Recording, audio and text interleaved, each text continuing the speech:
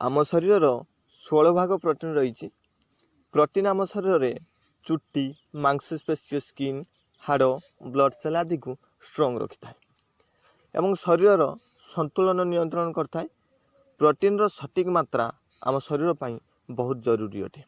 जब कथा आसे प्रोटीन रो किछि लोक मानती अंडा ठारू नंबर 1 प्रोटीन आउ नाही, किंतु आमे पर्यवेक्षण कर देखिबा जदि अंडा को 100 ग्राम अंडारे 13 ग्राम प्रोटीन मिले।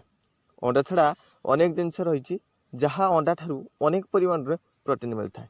सो आज यही वीडियो रे 10टी प्रोडक्ट कथा आलोचना करी जहाँ कि अंडा ठारू अनेक परिमाण रे प्रोटीन मिल पारे।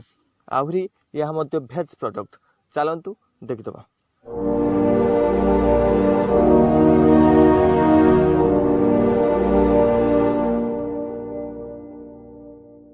नंबर वन रे सोयाबीन। सोयाबीन मांस और अंडा ठारू बेसी प्रोटीन। केवल प्रोटीन नुह एथिरे vitamin D complex vitamin E और मिनरल सब्सटेंसेस रे भरपूर अछि। एछड़ा फाइबर मध्य सोयाबीन रे भरपूर। 100 ग्राम सोयाबीन रे 52 ग्राम प्रोटीन रही अछि। नंबर टू रे पनीर।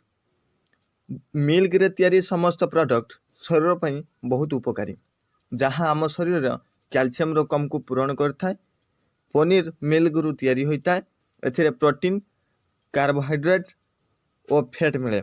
100 ग्राम पनीर रे 23 ग्राम प्रोटीन मिले। मुग डाली आम शरीर प्रोटीन रो अभाव को पूरण करे। एथिरे प्रोटीन रो भरपूर मात्रा रही। 100 ग्राम मुग डाली रे 24 ग्राम प्रोटीन मिले।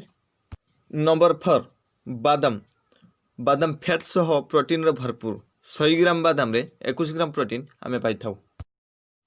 नंबर 5 काजू आम शरीर ओजन बढ़ई थाए।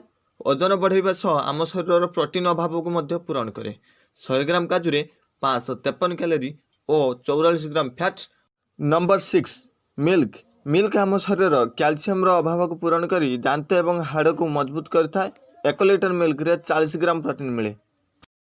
नंबर 7 भिजा मुग आम शरीर पर उपकारी। भिजा मुग रे 15% प्रोटीन रही। नंबर 8 चीना बादाम रे प्रोटीन भाग अधिका था। 100 ग्राम चीना बादाम रे 26 ग्राम प्रोटीन रही अछि।